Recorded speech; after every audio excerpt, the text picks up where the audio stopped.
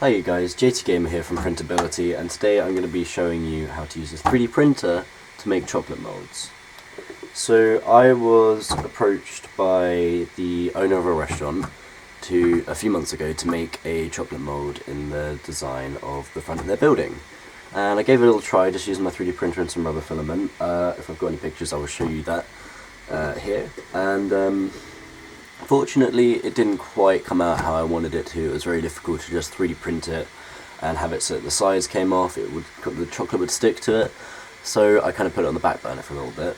And then I recently moved back home through the quarantine and got back in touch with him and asked if, because he was opening up again for just a Father's Day event, and I asked him if he wanted me to try it again, and he said yes, but he wanted to do a much more simple design. So I talked to the manager at the restaurant and I gave him some of this clay to work with, and he gave me this. It's very simple. Just a rough shape and a P in the centre. And that's all he said. He wanted the P to be the design of the actual logo for the restaurant. So I came up with this little model.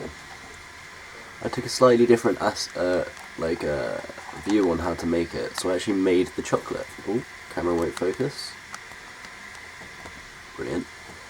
But as you can see, the P is very faint, so that wasn't quite good enough. So then I just made it a little bit larger in the next print and came up with this one.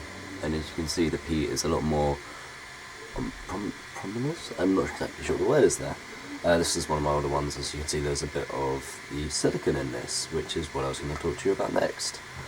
So I decided that 3D printing it wasn't the way to go around it. Let's unzoom the camera. But what if I could 3D print a mould, like a mould for the mould? So I 3D printed the chocolate, and then I made like a little tube for a practice one, and I came out with this. This is just a very, very basic single mould for it, and as you can see, there is a P there, and I get the round shape. But again, this was a good first attempt. As you can see, there's no air bubbles in it or anything. Well, there's a couple actually, just flying it across the room. It's a bit dirty from where I've just kind of had it around for a little bit, because obviously I'm not going to use this one. But this isn't very useful for multiple uses. So I tried a couple of other little bits and pieces, got this one which I was quite interested by, but it's not very strong. It wasn't on camera then. But, you know, it was, again, just another little piece, a little bit of practice. And then I thought, why don't I make this? This is a little square tray. It's just a little bit larger than the moulds themselves. And if I was to put walls around, like these black ones, which is what I did, I then taped 4 of them around, put these on some lollipop sticks and stuck them on, and held them about 2mm above there. And that worked alright. I'll show a picture of the mould there. But I didn't quite get the consistency I wanted. In fact, actually, here's the mould. This is what I ended up with, and it's not good. There's so many air bubbles in this, and you've got the lines where the sticks were stuck to it. It just didn't turn out nicely. I actually don't have the mould on me. I'm just going to find that really quick. There we go. I'm back. I found the mould. I forgot to put it in the sink to give it a quick wash.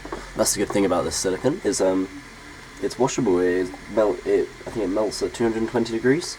So this is perfectly safe for a dishwasher and perfectly reusable, because this isn't any run-of-the-mill silicone.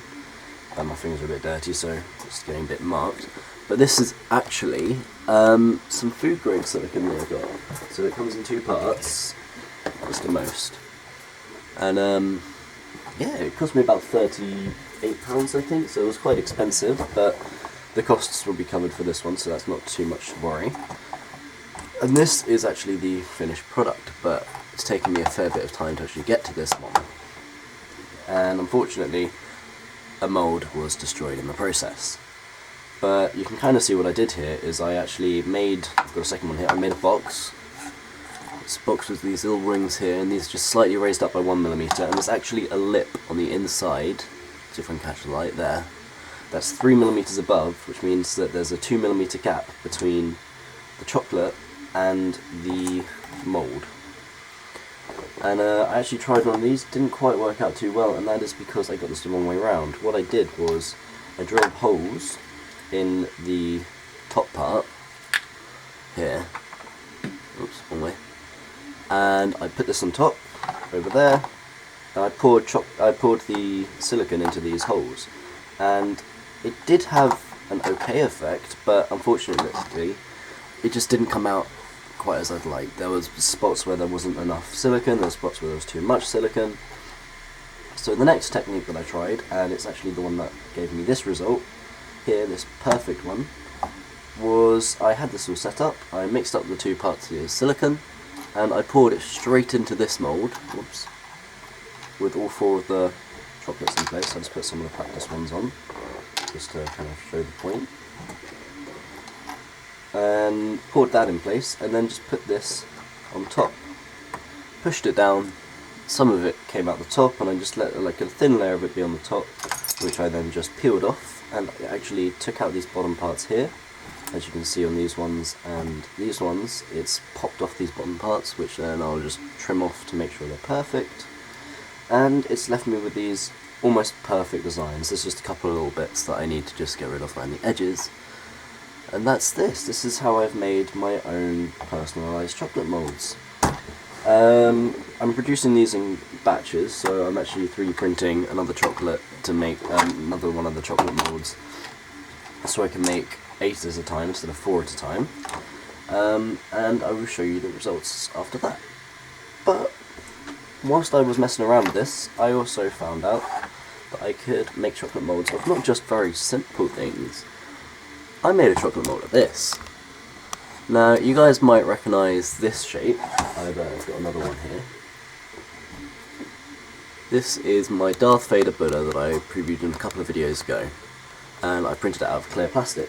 And I had a lid available from like an aerosol can, so I decided I would, with some leftover silicone, make a mould of its face. And as you can't see too much now, I will post a photo, a video even, of what it looks like once you actually take the mould off with the chocolate. And this is actually the last part of the video, this bit here. I have made this little Darth Vader Buddha stand, which comes pre-installed battery packs but doesn't come with batteries, and you turn it on and the head glows red. Now it's difficult to see in this lighting because I've turned all the lights on in here, but at night or in the dark you get a lovely glow around the head, the body's nice, and I'm actually going to be giving 5 of these away to the first 5 people to go onto my Instagram, like the post, and to follow what it says in the description of the post. So make sure you go on the Instagram, it is linked in the description, and be one of the first 5 people to do what that post says, and you will get one of these delivered to your house for free. And those will be the only 5, well 6 including one that I'll have, that will ever be made of this. So make sure you do it as quick as possible. And I hope you guys enjoyed the video. I will see you guys in the next video. See you later.